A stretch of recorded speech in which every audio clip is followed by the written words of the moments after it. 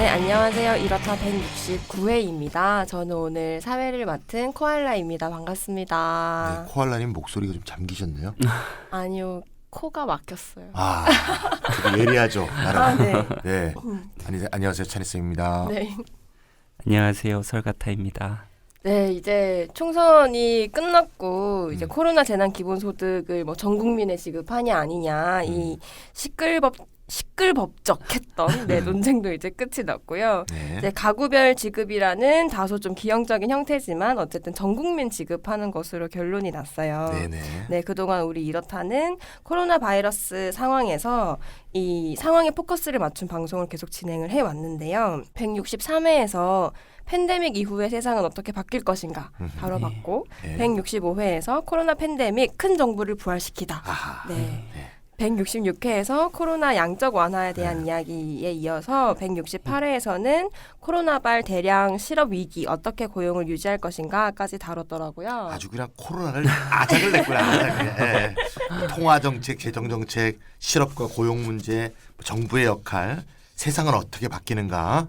네. 코로나 시대, 포스트 코로나 시대의 주요한 문제를 싸그리 그냥 망라했다. 이런 기억이 나네요. 네네. 음. 이렇게 쭉 다뤄와가지고 네. 저도 궁금한 게 설가타님도 과연 코로나를 다룰 것인가 아니면 설가타님이 늘 해주셨던 전문 분야인 기본소득을 다룰 것인가 예, 궁금했었는데요. 설가타님 오늘 주제는 무엇입니까?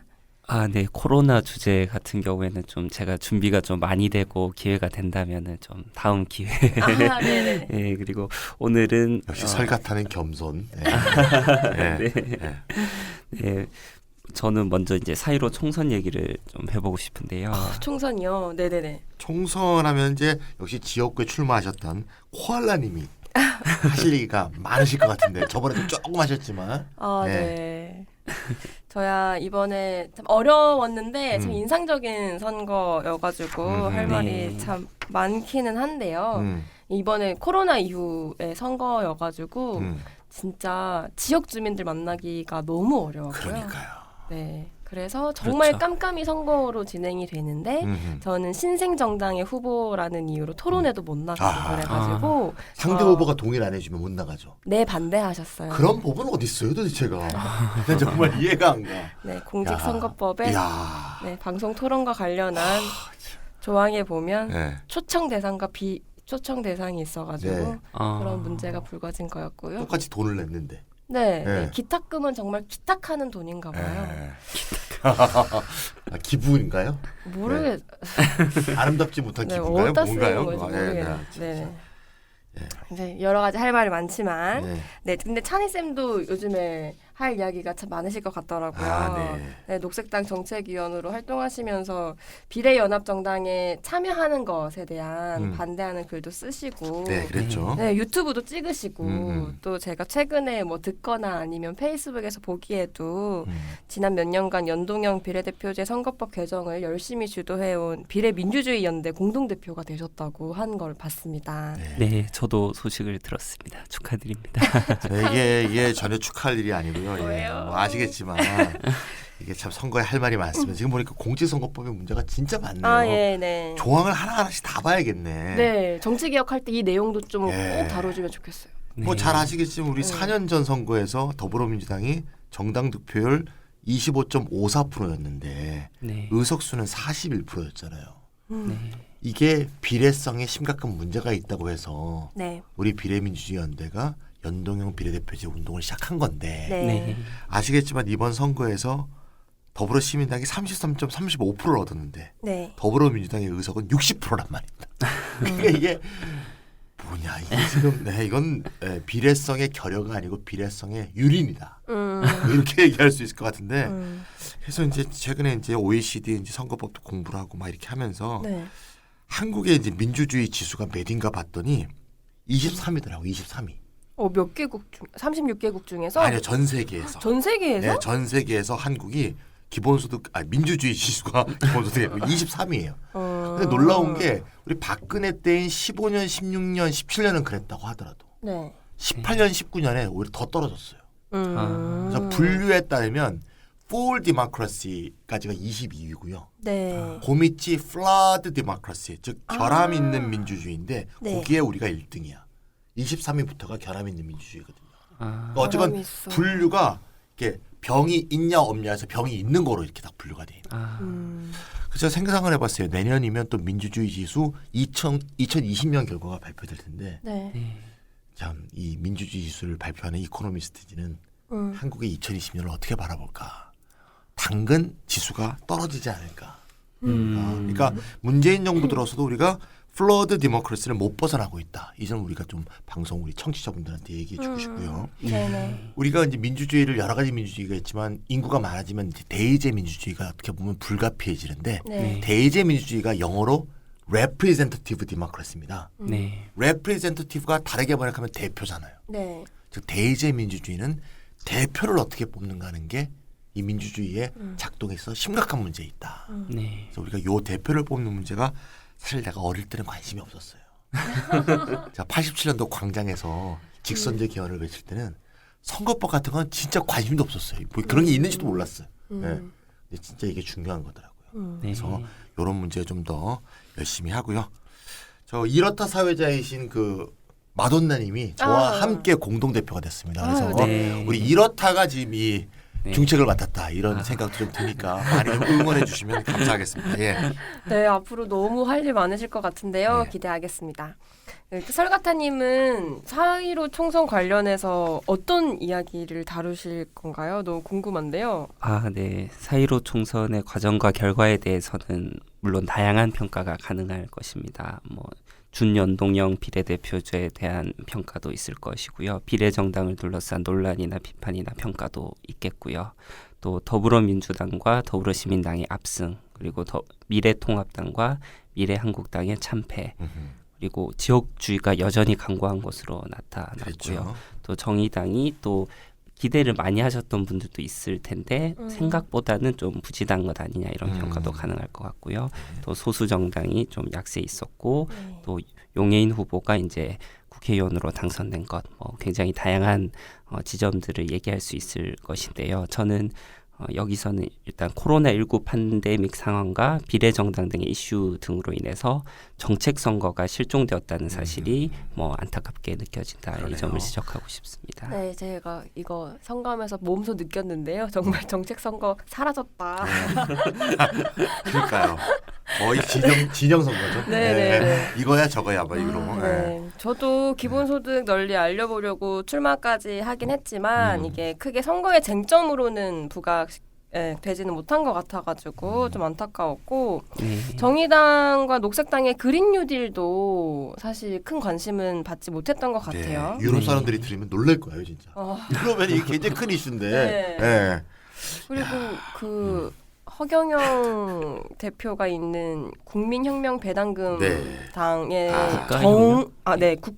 국가혁명 배당금당이죠. 네, 네네. 이 당에서도 정말 이렇게 폐지해야 하는 뭐 이렇게 여러 가지 정책들 정말 황당한 것들이 굉장히 좀 논쟁이 될 만도 하지만 이런 이야기도 별로 없었고요. 오히려 여성 지역구 후보 77명이 출마해서 8억이 넘는 국고보조금을 받았다. 이런 것들이 더 화제가 됐었던 것 같아요. 신통한 사람이에요 이 사람이 그래도. 네. 정말. 알고 하진 않았을 텐데. 네. 네. 네. 네, 기본소득당과 녹색당 시대 전환 등의 공약이었던 기본소득도 이제 물론 중요한 공약이고 정의당과 녹색당의 또 주요 공약이었던 그린 뉴딜도 매우 중요한 공약인데요.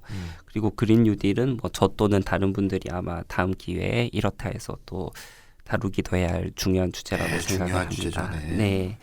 네, 뭐 오늘은 이제 정책 선거가 실종된 가운데에서도 꼭 검토할 필요가 있는 4.15 총선의 공약 하나에 대해서 다루고자 합니다. 어느 정당의 어떤 공약이에요? 아, 네. 정의당이 4.15 총선의 1호 공약으로 내놓은 청년 기초 자산제에 대해서 비판적으로 좀 평가해 보고자 합니다. 네, 청년 기초 자산제는 이게 정의당의 1호 공약이었었던 네, 것 같은데요. 사실 정책 선거가 되지 않아서 안타까워서 그렇지 정의당은 이번에 총선에 검토할 만한 가치가 있는 많은 정책들을 내걸긴 했었다고 저도 생각은 하거든요. 네. 네, 2호 공약에서는 부동산 투기 근절법 및 이거랑 서민 주거 안정법 네, 네. 이거 이야기도 했었고 이게 2호였죠. 아마 네네네. 9년간 무주택 세입자의 주거권을 보장하고 네. 1인 청년 가구한테는 월 20만 원씩 준다. 뭐 대충 그런 내용들을 담고 있었던 것 네네네. 같습니다. 3호 공약은 이른바 그 살찐 고양이법이라고 불리는 네, 최고임금제였는데요. 네네. 이게 아마 네. 기초자치단체나 네, 하고 광역단체에서는 하고 있죠. 조금씩 네, 하고 네. 있는 건데 음. 국회의원, 공공기관, 민간기업의 최고임금을 최저임금과 연동시켜서 음흠. 임금의 최고액의 상한을 정하자라는 네. 법안이라고 보시면 될 것 같아요. 그러니까 선거법은 연동형. 네. 그다음에 임금제도 연동형. 이렇게 하는 거죠, 이게. 그러네요. 국회의원은 최저임금의 5배, 네네. 공공기관은 최저임금의 7배, 음. 민간기업은 30배로 하자. 이런 공약을 내걸었는데 참 논의할 만한 내용이 많은데. 참. 네. 네, 맞습니다. 네.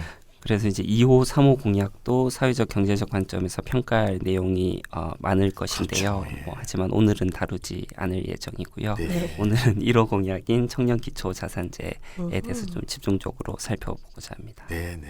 그래서 설가타님은 이미 이렇다 134회에서 사회적 지분금여, 네. 그러면 영어로 스테이크홀더 그런트. 그랜트죠. 예. 예. 그거하고 이제 기본소득을 심층 비교 분석하는 방송을 한 적이 있는데 사회적 지분급여 이론이 바로 이 기본재산 이론의 가장 발전된 형태 맞잖아요. 네네, 가장 최신의. 네네. 예.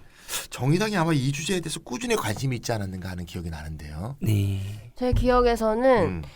2017년 대선에서 정의당 심상정 후보가 청년 사회 상속제를 공약으로 그렇죠. 내걸었었던 네. 것 같고 네. 2018년에는 이걸 법으로 발의를 했었던 것 같아요. 맞습니다. 네, 예. 맞습니다. 이 주제에 대한 정의당의 관심은 갑자기 생긴 것이 아니죠. 그 정의당 정의정책연구소의 김병권 소장님의 책이 이제 최근에 3월 30일에 출간이 됐습니다. 예. 제목은 사회적 상속, 세습 사회를 뛰어넘는 더 공정한 계획이라는 그 책이 출간이 되었고요. 네네. 그리고 토마 피케티가 쓴 책 프랑스어로 카피탈레 이데올로기가 어떻게 발음해야 되지 정확히 모르겠는데 어쨌든 그것의 네. 번역서가 5월 27일에 출간될 예정입니다. 그 제목은 자본과 이데올로기인데요. 그렇죠. 그래서 앞으로 기초 자산 또는 뭐 기본 자산이라 불리기도 하고 피케티 용어로는 뭐 보편 자산이라고도 하는데요. 이것과 또 뭐 기본 소득을 둘러싼 다양한 토론과 논쟁은 앞으로도 더욱 뜨거울 것으로 전망이 됩니다. 피케티 책 나오면 시끄러워지죠. 예. 네, 5월 27일 얼마 안 남았네. 준비를 하고 있어야 될 것 같습니다. 우리가. 예. 네. 예. 저도 이제 이 주제를 계속 다루어 왔는데요. 그 1호타 134회 아까 말씀하셨다시피 134회 1부에서는 한 방에 1억 받는 게 좋으세요? 매월 30만 원씩 평생 받는 돈이 좋으세요? 뭐 그거를 다뤘었고요. 제목이 좀 설가타님 정서하고 안 맞죠? 네네. 제가 붙인 겁니다. 그런 것 죄송합니다. 같아요. 죄송합니다. 예. 네, 좀 싸구려죠, 싸구려. 예. 아니요, 굉장히 자극적이고 좋네요. 그때 뭐 굉장히 조회수가 예, 높았다. 제목을 잘 붙여야 됩니다. 예. 네. 예. 그리고 2부에서 또 이제 기본 재산과 기본 소득을 비교한 내용을 다뤘었고요. 그리고 월간 시대 71호에 실린 글이 또 있습니다. 청년 사회 상속제 안에 대한 비판적 평가라는 글도 있고 월간 시대 76호에 게재된 글은 또 정의당의 청년 기초 자산제 공약에 대한 비판적 평가라는 글도 있으니까요. 뭐 이러한 것들을 참고하시면 좋을 것 같습니다. 이제 설가타님께서 복습의 방법까지 미리 이렇게 제시를 해주셨는데요. 공부 잘하는 사람 저렇게 하는 거예요. 예습 복습 다 하는 거예요. 예. 그렇군요. 네네. 네, 영어로는 베이직 캐피탈 혹은 뭐 베이직 인다우먼트 예. 이렇게 쓰이는데 한국말로는 기초 자산, 기본 자산, 기본 재산, 보편 자산 이렇게 다양하게 번역되는 이 주장에 대해서 저도 관심이 많은데 네. 기본소득 아이디어가 정기적으로 일정에게 현금을 평생 지급하자는 주장이라면 기초자산 아이디어는 청년이 사회에 진출하는 어떤 특정 시기에 일회성으로 한 방에 큰 목돈을 지급하자라는 주장으로 저는 네. 구분하고 그죠, 있거든요. 한 방에. 네. 네. 네, 정의당의 청년 기초 자산제 공약에 대한 내용을 먼저 정리를 해주시죠, 찬희 쌤. 제가 아까 제목 얘기했잖아요. 제목을 그렇게 붙이니까 댓글들이 다 보는데 댓글이 너무 간단하더라고요. 둘 다 받으면 좋습니다. 어떻게 좋은가? 둘 다 좋습니다. 네. 그렇더라고요. 그래서 내가 알았어요. 예.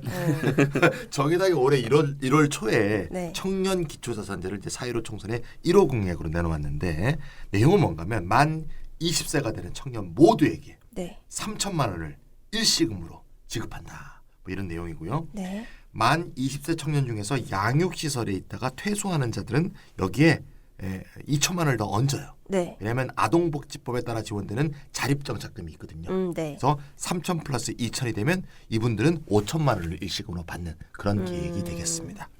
저도 청년이기는 하지만 아무래도 모든 사람에게 주는 기본소득에 비해서 기초자산 주장은 청년의 포커스에 맞춰져 있는 구상이다 이런 생각이 들기는 하는데요. 왜냐하면 뭐 실제로 청년한테만 큰 돈을 주는 것이니까. 그렇죠. 그리고 공약 앞에 또 청년이라는 말이 그러네요. 붙어 있기도 해요. 네, 그렇죠. 네. 네, 정의당이 청년 기초자산제를 총선의 1호 공약으로 삼은 것은 그만큼 우리 사회의 청년 문제가 심각하다고 받아들이고 있기 때문인 것 같은데. 네, 그렇죠. 특히나 청년층 내에서의 주거, 교육, 취업, 창업 등 다양한 방면에서 기회의 불평등이 극심하다는 것에 주목했기 때문으로 보이는데요. 아울러 총선에서 정의당을 지지할 주요 잠재 세력으로서 청년층에 크게 초점을 맞추었기 때문인 것으로 짐작됩니다. 네, 일단 우리 사회의 불평등 문제를 심각하다고 보고 그것에 대처하기 위한, 특별히 청년층의 불평등 문제에 대처하기 위한 정책을 고심하여 마련했다는 점은 칭찬할 만하다고 생각을 하고요. 네네. 하지만 어떠한 정책이 불평등 문제, 특히 청년층의 불평등 문제에 착목함으로써 도출되었다고 해서, 그리고 또 선의를 가지고 제출된 것이라고 해서 그것이 곧바로 좋은 정책임을 담보하는 것은 결코 아니라고 생각을 합니다. 네. 쌤입니다 오늘. 예. 네. 네. 그래서 이제 오늘 이렇다 169회에서 정의당의 청년 기초 자산제 공약에 대한 비판적 평가를 수행함으로써 또 기본소득이 청년 기초 자산제보다 우월하다고 주장해 보려고 합니다. 선의를 가지고 제출된 것이라고 해서 곧바로 좋은 정책은 아니다. 오늘 다룰 주제가 의미심장한데요. 네, 설가타님이 이렇게 항상 얘기를 시작하기 앞서가지고 맨 앞에 주장을 이렇게 두 갈씩으로 제시를 해주시니까 네, 흐름을 따라가기가 굉장히 편합니다. 딱 마음에 안 드는 사람은 딱 끌 것 같아. 아, 그러네요. 그런 면도 있는 것 같아. 결론이 마음에 안 들어. 딱 꺼야지. 혹은 왜 그러는 거야? 네. 라고 할 네. 수는 있겠죠. 애정을 가지기 때문에 네. 그렇죠. 맞죠. 이거 쓰고 연구하려고 얼마나 시간이 걸렸겠어요. 정의당에 그만큼 애정이 있다는 거죠. 예. 네, 그럼 오늘 이 얘기 순서는 어떻게 진행이 될까요? 네, 먼저 정의당의 청년 기초 자산제를 2018년 3월 14일에 심상정 의원이 대표 발의했었던 청년 사회 상속제 안과 비교함으로써 어떤 점이 달라졌는지를 좀 살펴보고요. 네. 두 번째로는 기본소득과의 비교 속에서 청년 기초 자산제를 좀 비판적으로 평가를 해보겠습니다. 그리고 마지막으로는 좀 어떻게 바뀌었으면 좋겠다 이런 네. 정책 제언을 제시하면서 방송을 끝맺으려 합니다. 네, 알겠습니다. 그러면 2017년 대선에서 처음 이야기됐었던 청년 사회 상속제랑 그리고 이번에 총선에서 공약으로 1호 공약으로 제출이 됐었던 청년 기초 자산제, 네, 이것에 대한 비교부터 먼저 시작해 주시겠어요?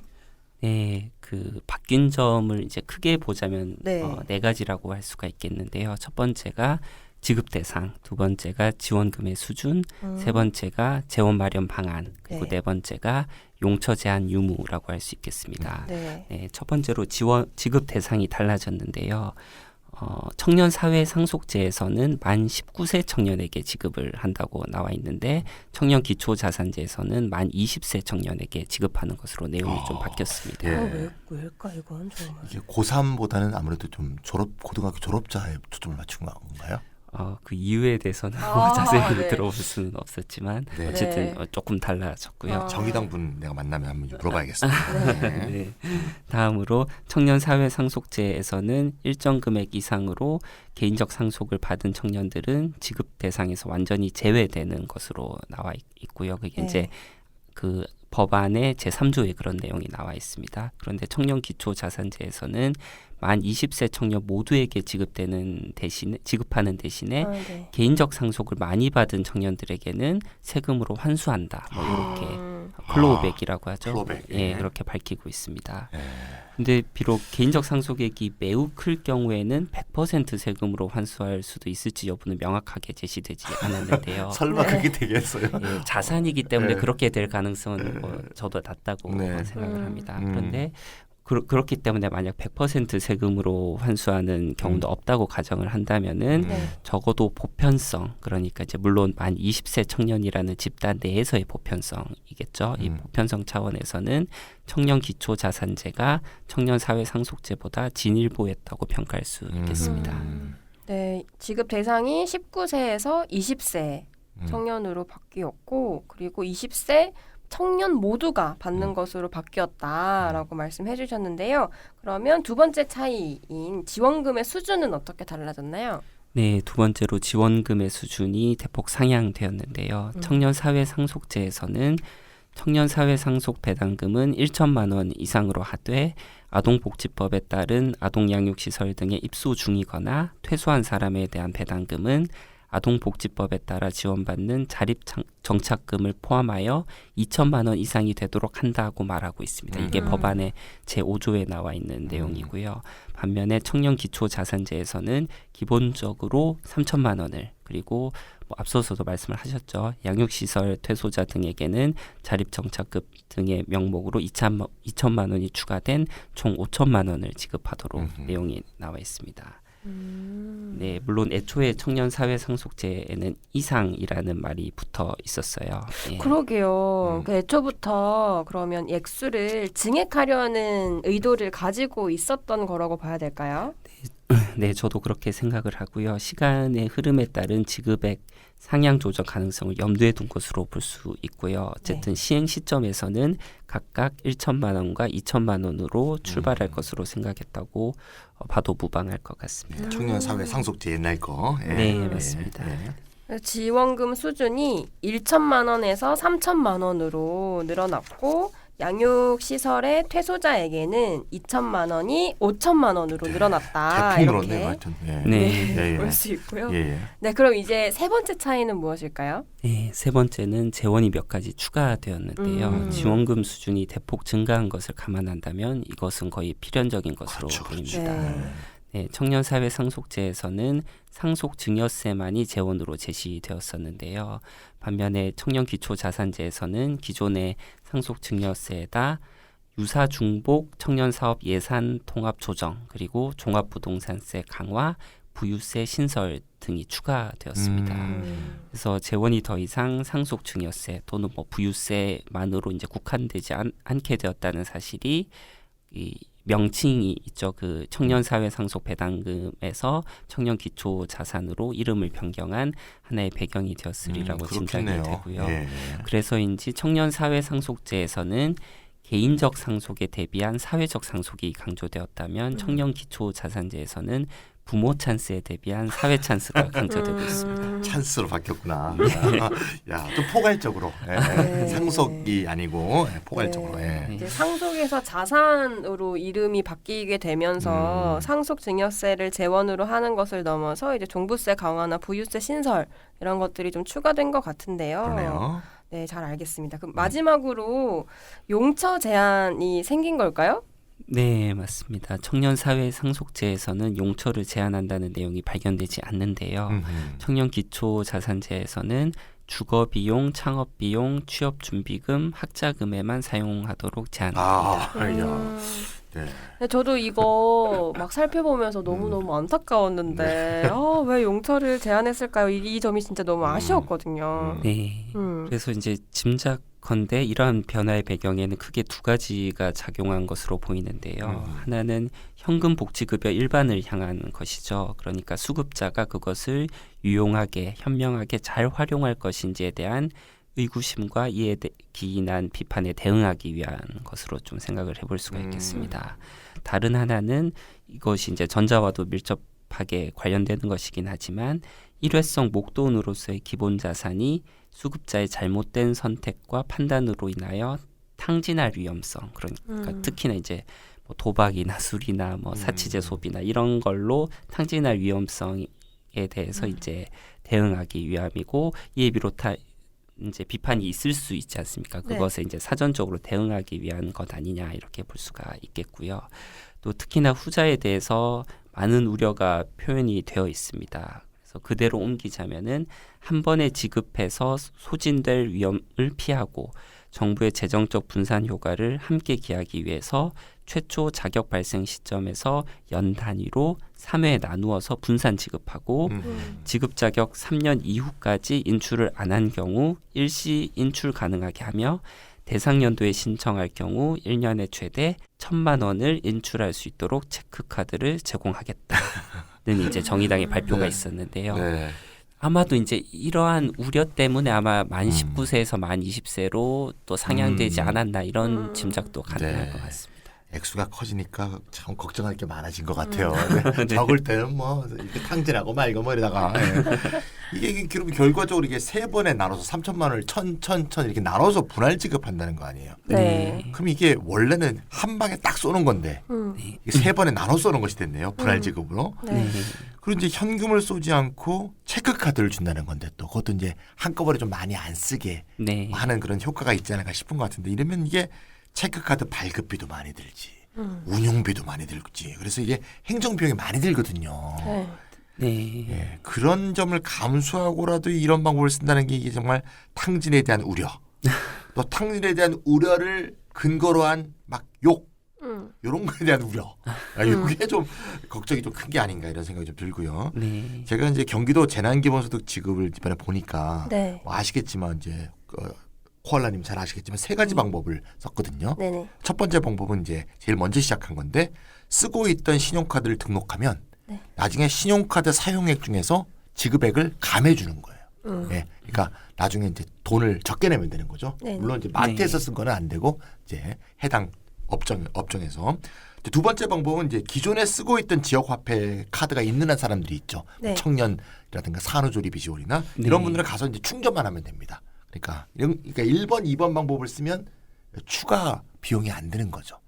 이것도 저것도 안 되는 분은 이제 새로운 지역화폐 카드를 발급하는 건데, 이렇게 쓴 이유가 가능한 첫 번째, 두 번째 방법으로 유도하고 세 번째 방법에서 비용을 좀 줄이려고 하는 거거든요. 또 하나의 이유는 첫 번째, 두 번째 방법을 쓰면 빨리 지급할 수가 있거든요. 그렇죠. 세 번째 하게 되면 이게 시간이 많이 걸려요. 경기도 주민이 1,300만이거든요. 1,300만 명한테 체크카드를 준다고 한번 생각해 보세요. 하세월이 걸려요. 수개월이 걸려요. 돈도 많이 들고요. 그래서 그런 점에서 1번, 2번 써서 신속하게 한 거거든요. 그래서 이제 이게 지금 3번에 나눠서 한다는 것도 문제지만, 체크카드를 발급해서 이렇게 한다는 것도 이 비용이 많이 드는데 걱정이 좀 많이 되네요. 아무래도 찬희 쌤이 경기도 기본소득위원회 위원이시다 보니까 상황을 매우 잘 알고 계신 것 같은데요. 저는 경기도민으로서 저의 경험을 말씀드리면, 저는 경기도에서 재난기본소득 10만 원을 받고 고양시에서도 뭐 위기극복 지원금이라고 5만 해서 원이죠. 5만 원을 받았는데, 경기도 재난기본소득은 제가 원래 고양페이를 갖고 있어가지고 그렇죠. 네, 거기에 돈이 입금이 됐어요. 그런 방식으로 충전이 됐고, 근데 고양시 그 위기극복 그 지원금 같은 경우에는 주민센터에 가서 받았어요. 5만 원 이미 들어있는 그런 방식으로 이렇게 그랬군요. 그것을 이렇게 확인하고, 이렇게 액수가 5만 원, 10만 원, 15만 원 뭐 이렇게 있었는데 가구 수에 따라서 다른 거니까 네, 그래서 그렇게 필요한 카드를 이렇게 주는 방식으로 이렇게 했었더라고요.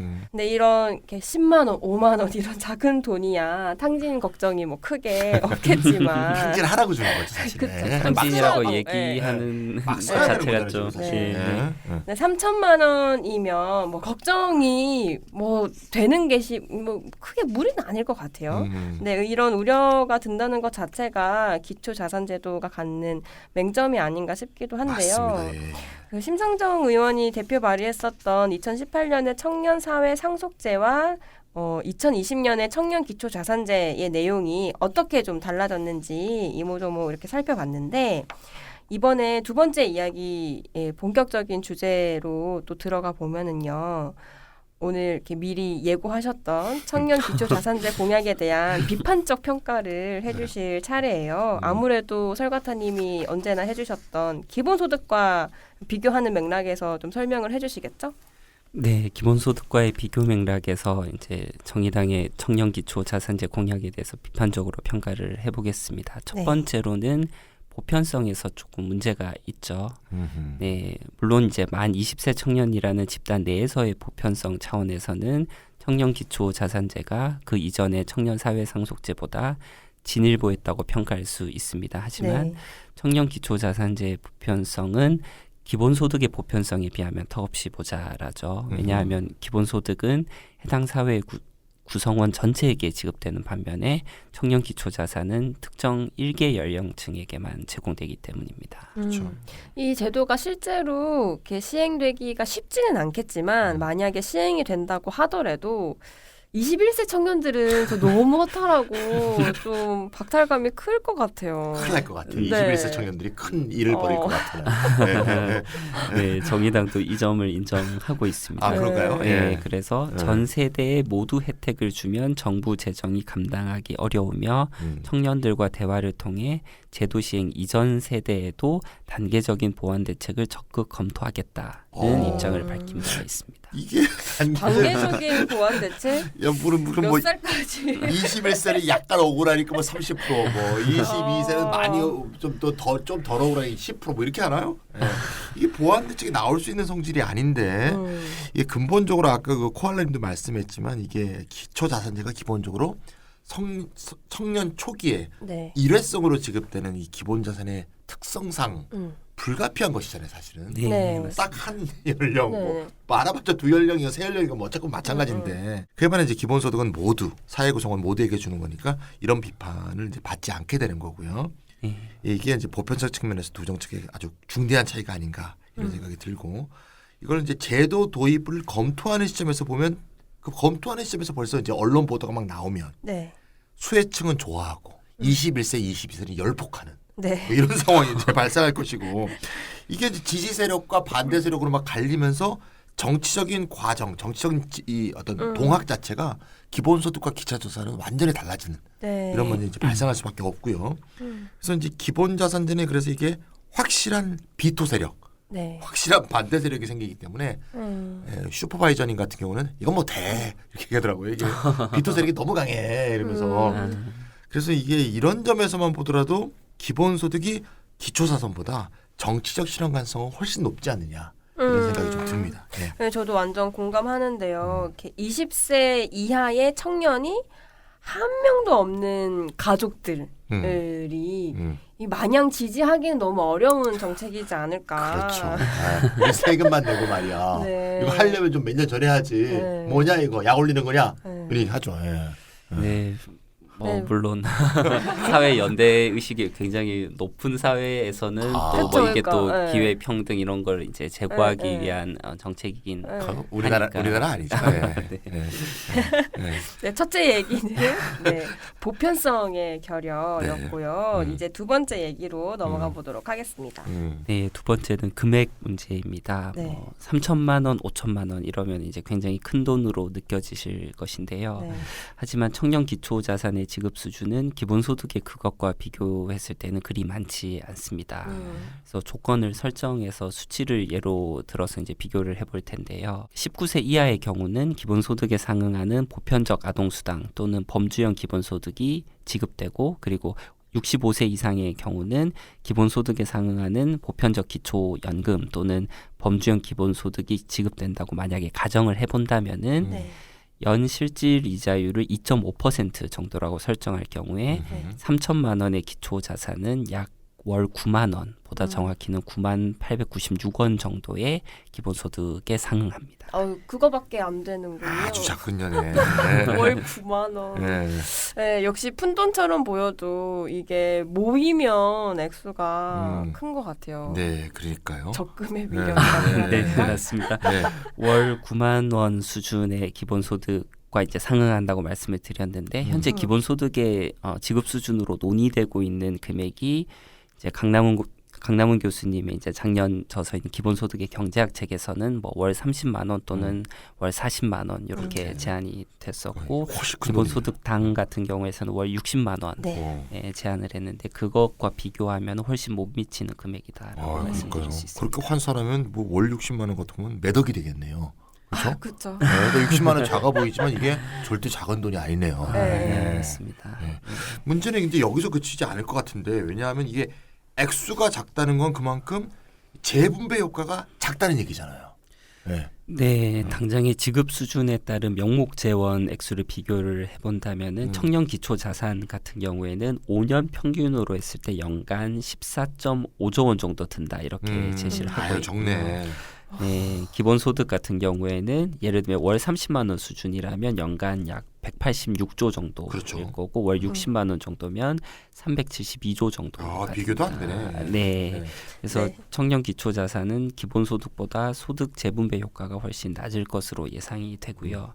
또 지급 수준이 미미하기 때문에 기대했던 자산 재분배 효과 역시 그리 크지 않을 것으로 보입니다. 그럴까요? 그럼 이런 질문이 또 생길 것 같아요. 이렇게 액수가 적어서의 문제라면 그럼 기초자산의 액수를 3천만 원에서 뭐 지난번에 다루셨던 것처럼 1억으로 네. 대폭 높이면 싸. 네, 이 재산 분배와 같은 이런 해결책이 네, 될까요?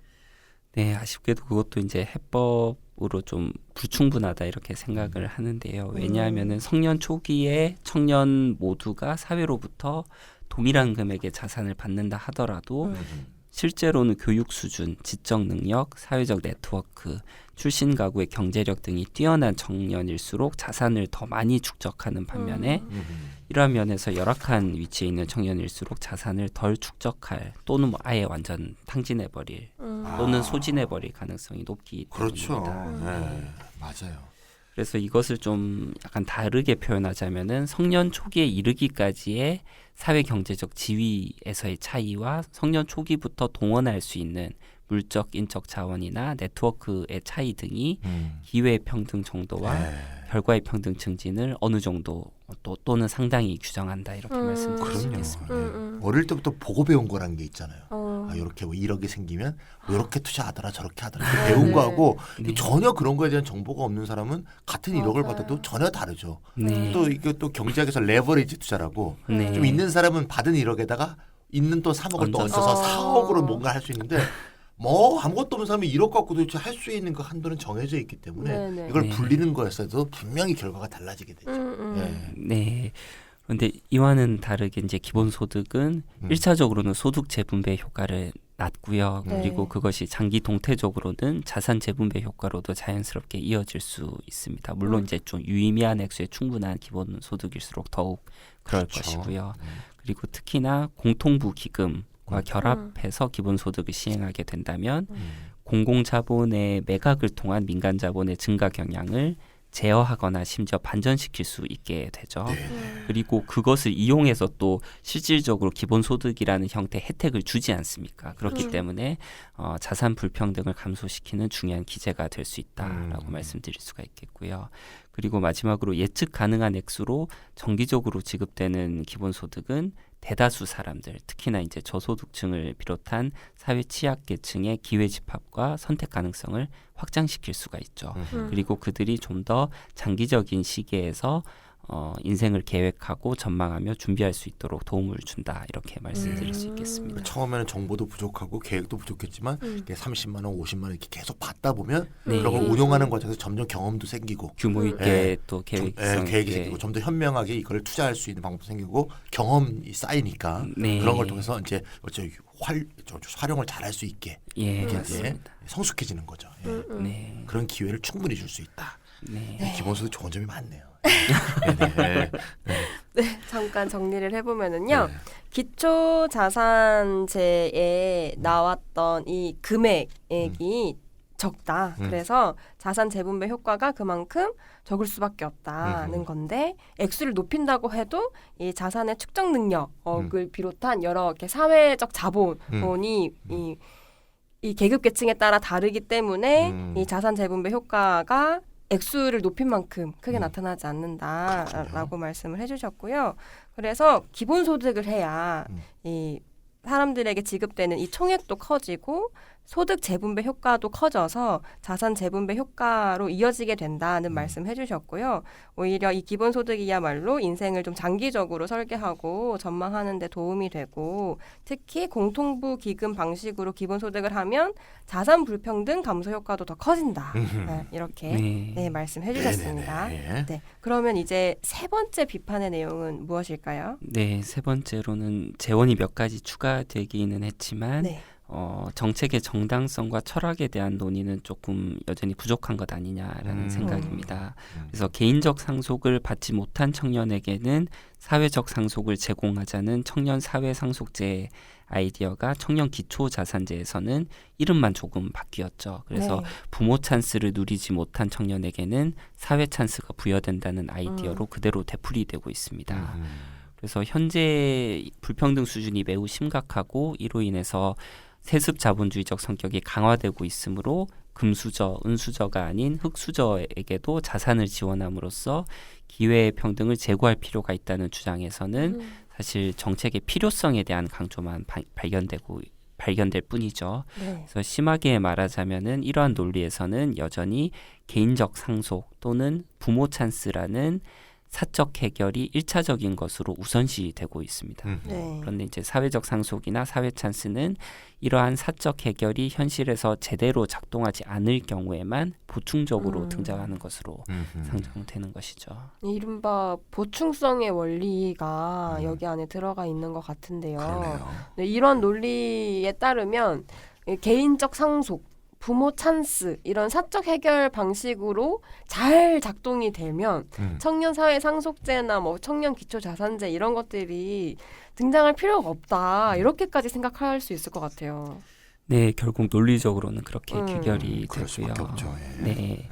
그래서 기본소득을 주장하는 사람들이 기본소득의 정당성과 철학을 논구하기 위해서 치열하게 고투하고 있죠. 그런데 여기서 이제 청년기초자산제를 제안한 사람들에게서는 좀 철학의 빈곤이 발견되는 것 아니냐 이런 말씀을 드리고 이 정의당 정책 파티에 철학 연구한 분이 없나 이런 생각이 드는데 차라리 2018년 청년사회 상속제 논리가 난 것 같아요.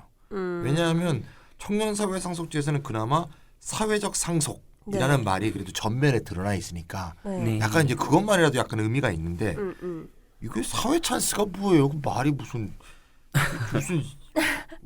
동네에서 얘기하는 것도 아니고 찬스. 이게 쉬운 말을 쓰려는 의도는 제가 좀 알겠는데 네. 쉽게 먹히는 말을 쓰려고 노력하다 보니까 제도의 정당성과 또 철학에 대해서 토론해보고 공부해보고 좀 고민해보는 그런 여지가 너무 협소해지는 게 아닌가 이런 생각이 좀 듭니다. 예. 설가타님이 철학의 빈곤이라는 굉장히 무서운 표현을 네. 써주셨는데 누가 쓴 책 제목이기도 하죠. 아, 네. 네. 푸르동이 철학의 빈곤이다. 네, 푸르동이 빈곤의 철학을 썼는 쓰니까 거야. 마르크스가 푸르동을 비판하기 위해서 네, 철학의 빈곤이라는 책을 썼죠. 예. 네, 제가 설가타님 방송하신 이렇다 134회는 청취자로 들었었는데 그때보다 훨씬 예리하고 날카롭게 네, 직접적으로 비판하시는 것 같아요. 네, 네. 근데 또 비판하실 것이 또 남았을까요? 계속 이렇게 부추기는 거야? 네, 마지막으로 하나만 더 하겠습니다. 네네. 네네. 그 기초자산의 가장 발전된 형태인 사회적 지분급여를 주창한 브루스 에커만과 앤 알스톳 등은 기본소득보다 기본자산이 더 우수하다는 논거로 인생 전체를 계획하고 선택하고 결정할 수 있는 거시자유, 영어로는 매크로 프리덤이라고 하는데요. 이러한 거시자유를 기본자산이 줄 수 있다는 것을 강조하거든요. 그런데 정의당의 청년기초자산제는 공약에 대한 예상 가능한 비판에 대응하기 위해서 청년기초자산을 주거비용, 창업비용, 취업준비금, 학자금에만 사용하도록 제한함으로써 이 거시자유의 증진을 상당히 제약해버렸습니다. 그러면 이렇게 해외에서 이렇게 기초 자산의 뭐 주요한 어떤 의미라고 얘기되고 있는 것들의 취지가 심각하게 손상된 것 같은데 이게 진짜 딜레마인 것 같아요. 이렇게 기본 자산이 제공하는 거시 자유에는 탕진할 자유도 포함되어야 되는 것 그래야 같은데. 거시죠. 네. 그렇죠. 네. 그러므로 기본 자산은 거시 자유와 이 탕진 가능성 사이의 딜레마에 빠질 수밖에 없는 거 아닌가 싶고요.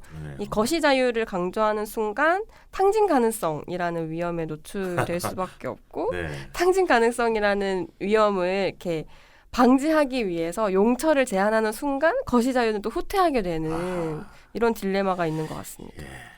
네, 내재적 딜레마죠. 그리고 여기서 얘기하는 탕진할 자유라고 하는 게 단순히 그 한 사람이 좀 잘못된 식으로 좀 낭비하거나 그렇게 쓴다 이것만을 얘기하는 것이 아니라 네. 만약에 뭐 이제 호기롭게 사업을 추진한다고 하더라도 어떤 약간 뭐 구조적인 문제 또는 뭐 운이라든가 뭐 그러한 다양한 이유로 인해서 사실 사업에 실패할 수도 있고 뭐 그런 것까지 다 포괄하는 용어라고 이제 말씀을 드릴 수 있겠고요. 그리고 뭐 탕진할 자유 얘기를 했지만 사실은 금액이 적은 경우에는 시간이 흐르면서 그냥 소진돼 버릴 어떤 그런 위험성 뭐 이런 것도 이제 같이 생각을 해볼 수가 있겠습니다. 그리고 이제 코알라님이 이제 잘 말씀하셨듯이 탕진 가능성 혹은 오용 가능성에 대한 염려로 인해서 용처를 제한하는 것은 기본 자산 주창자들의 근본 정신에서는 확실히 좀 벗어나는 것이죠. 예. 그리고 기본 소득에 비한 기본 자본의 장점을 상당히 희석시키는 것이다라고 말씀드릴 수 있겠고요. 또한 여기서 기본 자산의 약점으로 지목되는 탕진 가능성 그리고 더 나아가서 시간이 지남에 따라서 많은 사람들에게 자연스럽게 나타날 수 있는 기본 자산의 소진 가능성은 사실은 유의미한 액수의 기본소득이 도입된 사회에서는 크게 우려할 사항이 못 된다는 사실도 덧붙이고 싶습니다. 그렇군요. 설계단이 갑자기 궁금한 게 있는데 네. 그 기초자산제가 거시자유라고 했으면 혹시 에커만 책을 제가 안 읽어봐서 네네. 기본소득은 그럼 미시자유인가요?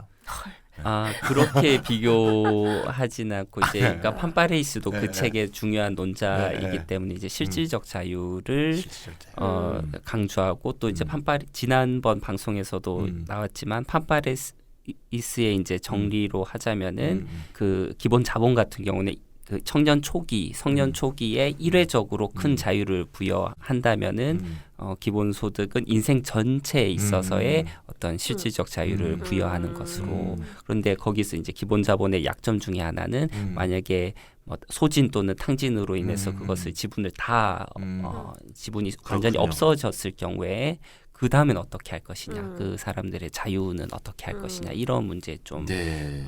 취약할 맞습니다. 수밖에 없다. 판파레스 얘기를 기초해 보면 기본소득이 어떻게 보면 인생 전체 주기에서 거시적인 자유를 주는 것이라고 볼 수도 있잖아요. 네. 네. 그렇게 보면 또 판파레스 장기적으로. 주장의 논지는 그거 같은데 네. 그러니까 지금 에커맨이 이게 기초자산이 거시라고 얘기하는 건 단박에 그냥 액수만 비교해서 액수가 크기 때문에 이 큰 돈으로 더 벌릴 일이 많다. 네. 이런 식의 느낌밖에 못 주는 것 같아요. 좀 전에 설가트님이 말했듯이 탕진에서 나중에 이제 없어져서 이게 자유가 박탈되는 것까지 생각하면 마이너스까지 해줘야 되는데 이게 거시라고 하는 건 좀 심한데 그래도 예, 큰 돈을 마음대로 굴릴 수 있는 자유는 주는 건데 이걸 또 용처 제한해 버리면 네. 이건 뭐 도루묵이잖아요. 그래서 저는 정의당 입장에서 이 기초자산제가 굉장히 의미 있는 공약이라면 네. 용처 제한은 차제에는 좀 없애는 게 네. 옳지 않은가 이런 생각이 들고요. 네. 제가 조금 이해가 안 되는 게 정의당은 이제 사회 서비스 이 증진에도 굉장히 관심이 많은 정당으로 저는 알고 있거든요. 네, 네. 그러면 이제 기초자산제가 이제 용처로 지금 제한한 내용이 뭐였나 하면 주거비용, 창업비용, 취업준비금, 학자금 이런 거거든요. 네. 요거를 청년 기초자산제에 넣어갖고 그 이름하에서 현금으로 지급할 게 아니라 뭐 주거 정책이나 부동산 정책이나 창업 및 취업 정책, 또는 학자금 대출, 또는 무상 교육 뭐 네. 이런 식의 사회 서비스 차원에서 네. 거기서 이게 다뤄야 될 거를 왜 기초자산에다가 끼워 넣어갖고 이걸 했는지 좀 이해가 좀 잘 안 가네요.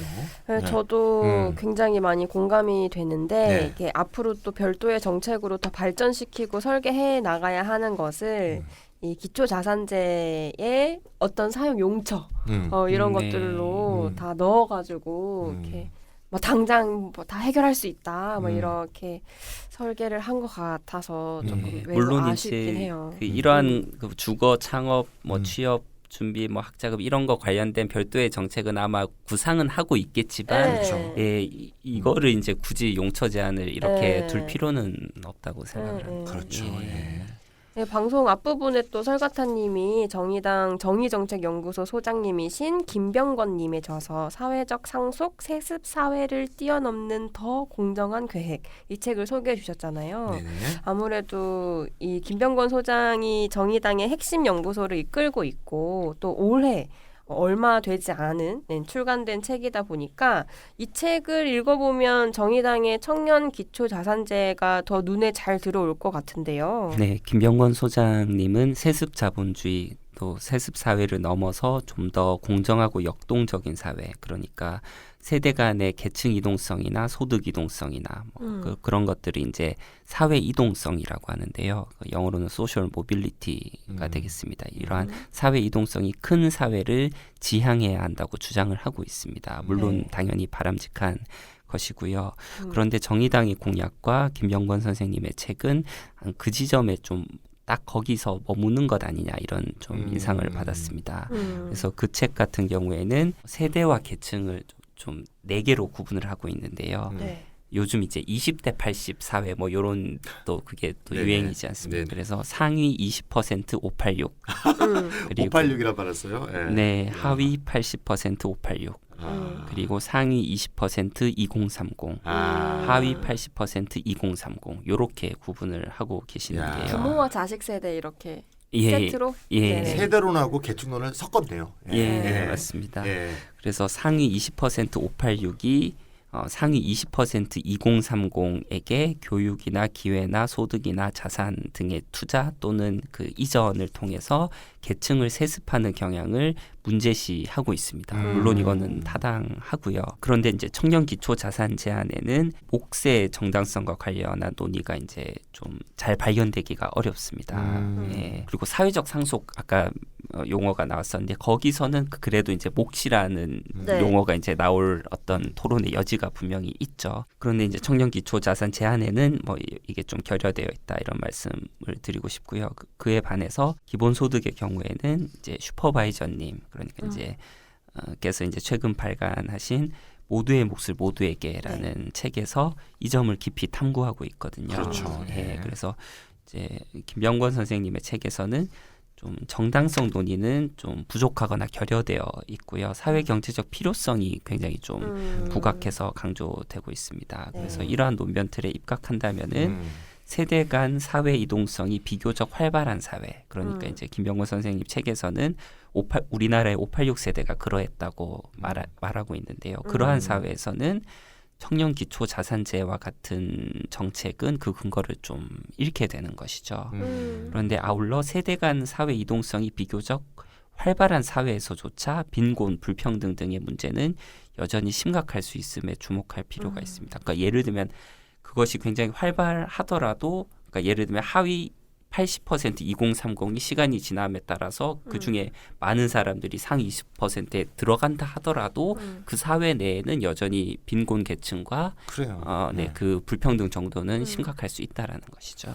저는 이 586 세대의 하나로서 네. 여기는 유일한 586 세대인데 그 세대 때는 사회 이동이 굉장히 활발했다 이 얘기도 그런 주장을 주로 하는 사람들의 자기 경험을 얘기한다는 생각이 좀 들어요.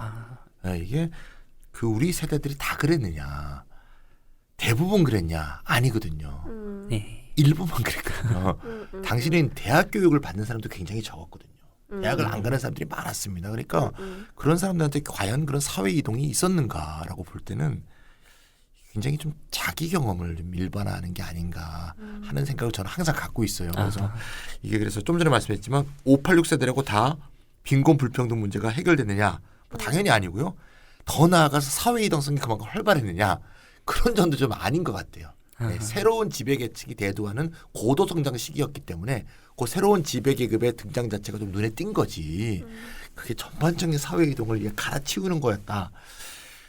좀 저는 그렇게까지는 보기가 좀 어렵지 않은가 생각이 들고요. 네. 좀 전에 이제 금민 소장님 책도 나와 얘기가 하셨는데 네. 강남훈 교수님도 이게 굉장히 이 몫에 관심이 많으시잖아요. 네. 과연 정당한가 이게.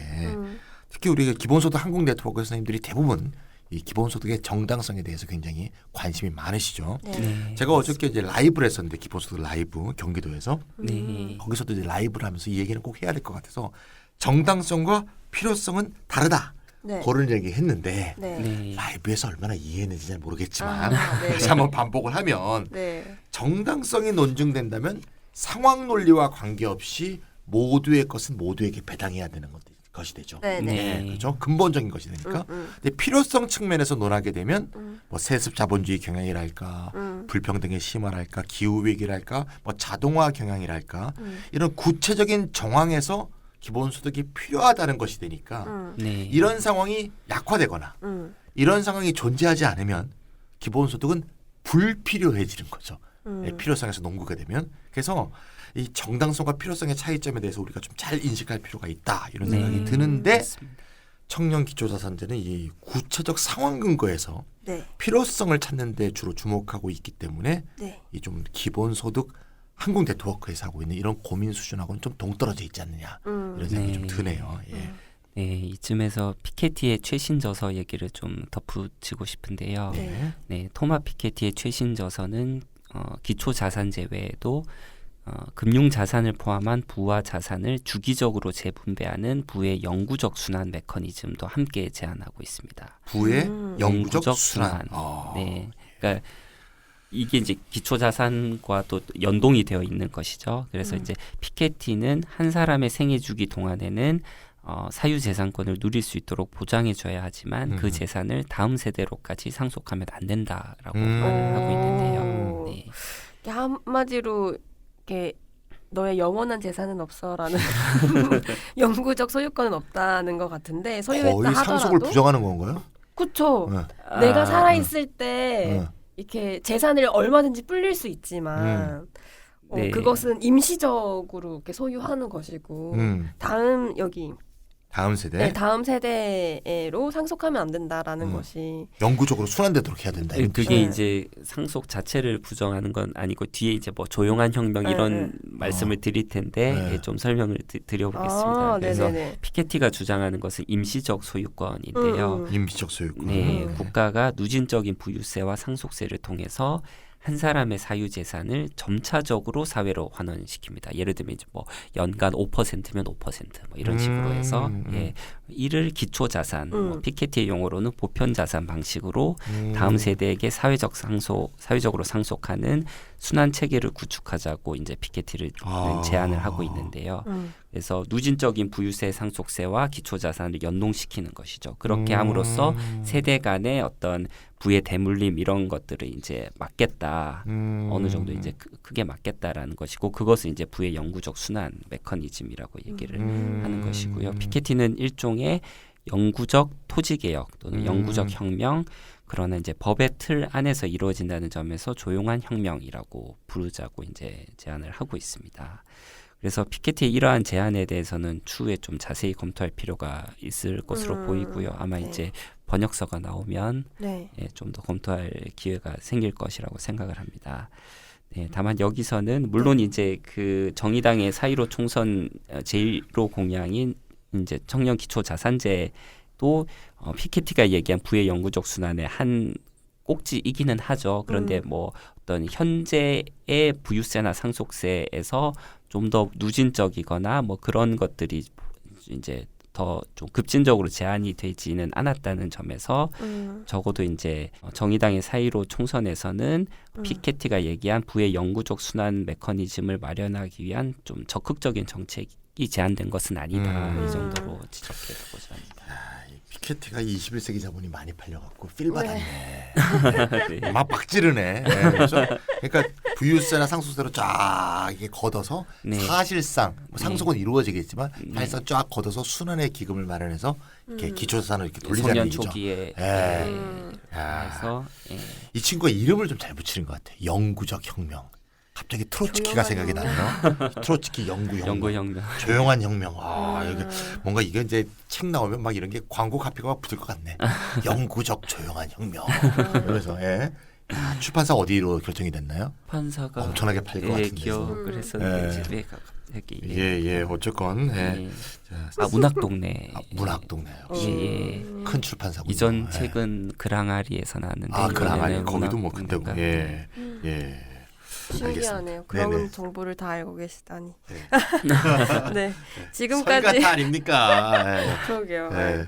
지금까지 정의당에서 총선 1호 공약으로 내놓은 청년 기초 자산제가 이전에 청년 사회 상속제와 어떻게 다른지를 검토하고 기본소득과의 비교 맥락에서 청년 기초 자산제를 비판적으로 평가하는 시간들을 가졌는데요. 이 방송이 처음이신 분들은 궁금하신 것이 있으실 것 같아요. 네, 이 방송을 처음 들으셨던 분들은 그러면 우리는 궁금하지 않죠. 네, 네. 저희 많이 했으니까. 네. 네. 그러면 기본소득만 도입하고 기초자산제도는 문제가 많으니까 이것은 반대해야 되는 정책인가요? 라고 질문을 하신다면 설가타님은 어떻게 답변하시겠습니까? 네. 꾸준히 제 팟캐스트를 들으신 분들은 아시겠지만 네, 제가 기본자산보다 기본소득을 더 지지한다고 해서 기본자산제도의 도입 자체를 반대하는 것은 결코 아닙니다. 그래서 잘 설계된 기본자산 정책은 보편적, 무조건적 정책에 대한 광범위한 사회적, 정치적 지지를 낳음으로써 기본소득의 도입을 앞당기는 데 기여할 수가 있죠. 그렇기 때문에 작지만 유의미한 액수의 기본자산 제도는 배척해야 할 것이 아니라 오히려 환영할 만한 것이라고 평가할 수 있겠습니다. 그래서 이러한 점에 비추어 본다면 좀 정의당의 제안을 드리고 싶은 내용이 있는데요. 네, 찬희쌤이 말씀하셨듯이 이제 용처 제한을 없애는 것을 적극적으로 검토할 필요가 있겠고요. 그리고 분산 지급이라든지 분할 인출 아이디어를 좀 제고할 필요가 있다. 그리고 하나 더 말씀드리면은 개인적 상속액이 많은 경우에는 후에 세금으로 환수한다고 설계했는데 뭐 예를 들면 이제 개인 상속액이 엄청 많다고 해서 뭐 청년 기초 자산에 대해서 100% 세금으로 환수하는 그런 식으로 설계하지 말고 오히려 이제 현존하는 뭐 상속세라든지 그런 것들을 더 누진적으로 설계함으로써 거기서 많이 가져가는 그런 식으로 좀 설계할 필요가 있지 않을까 그렇게 생각을 합니다. 줬다 뺏는 거 이런 거는 보편성에 심각한 위협이니까 그런 식으로 설계하면 안 되죠. 욕 먹습니다. 네, 보편성의 원칙을 훼손하는 것은 옳지 않은 것 같고요. 잘 설계된 기본자산 정책을 지지한다 이렇게 네, 말씀해 주셨지만 뭐 그래도 가장 좋은 것은 기본소득이다라고 생각하시겠죠? 뭐 당연할 것 같습니다. 네, 아까 맞습니다. 얘기했던 기본소득을 위한 유리한 환경을 조성한다 이렇게 얘기했었습니까? 그러니까 뭐 깔때기는 있습니다. 깔때기는 존재한다. 네, 물론 기본 자산과 기본 자산과 기본소득 같이 도입할 수 있다고 생각을 하고요. 굳이 말씀드리자면 뭐 유의미하거나 충분한 액수의 기본소득과 작지만 유의미한 액수의 기본자산 이렇게 패키지로 가는 게 어떨까 이런 생각을 하고 있고요. 네, 제가 찬희쌤과 함께 이렇다 111회에서 세계 불평등 보고서와 기본소득의 소득 재분배 효과에 대해서 다룬 적이 있습니다. 그래서 세계 불평등 보고서 2018 내용을 소개하는 방송이었는데요. 피케티도 참여를 한 책이죠. 그렇죠. 그래서 지역에 따라 정도의 차이가 있긴 하지만 이른바 신자유주의 시기에 전 세계적으로 소득 및 자산 불평등이 심각해졌다는 내용이고요. 물론 이제 유럽이 미국보다는 좀 덜하기는 했습니다. 근데 이러한 것은 국가 전체의 자산 중에서 민간이 차지하는 자산 비중이 증가했고요. 약간 그 쌍이죠. 그렇게 됐다는 얘기는 공공이 차지하는 자산 비중은 감소했다는 것입니다. 이것과 소득 및 자산 불평등이 심각해진 것이 밀접하게 관련되어 있다는 내용인데요. 이를 감안한다면은 민간에서의 불평등하게 분배되어 있는 자산을 민간 내에서 재분배함으로써 자산과 소득의 고른 재분배를 꾀하고자 하는 기획, 그러니까 기본자산, 기초자산, 보편자산 이런 것보다는 사회 전체의 자산 중에서 민간이 차지하고 있는 비중을 줄이고 공공이 차지하는 비중을 높이면서 그것을 사회 구성원 전체의 복지 증진과 직접적으로 연결시키는 기획, 그러니까 이제 기본소득이 그 정책 중에 하나가 될 수가 있겠죠. 그렇죠. 네. 물론 이제 사회 서비스나 이런 것도 마찬가지일 수 있겠습니다. 그리고 특히나 이제 공통부 기금과 결합한 기본소득이나 공유지분권 모델과 결합한 기본소득 이러한 기획이 자산과 소득을 더 효과적으로 효율적으로 재분배하는 방안일 것으로 생각합니다. 네. 네, 국가의 자산 중에서 민간 자산 비중이 증가하는 것이 불평등 확산과 밀접한 연관이 있다 말씀해 주셨고요. 이런 점에서 공유지분권 모델이나 공통부 기금 등을 동원해서 기본소득을 지급하는 것이 민간 내부에서 자산을 재분배하는 것에 그치는 기초자산제보다 훨씬 민간 자본 제어 효과가 크다. 그런 얘기. 예, 네, 재분배 이런- 효과가 네네. 클 수밖에 클 수 없네요. 있다. 네네. 이런 말씀을 마지막으로 해주셨습니다. 네네. 네, 정의당의 청년 기초 자산제 공약에 대한 비판적 평가를 주제로 한 이렇다 169회 우리 설가타님이랑 찬이쌤이랑 함께 했는데요. 이렇다 169회를 이렇게 마치도록 하겠습니다. 청취자 여러분 감사합니다. 감사합니다.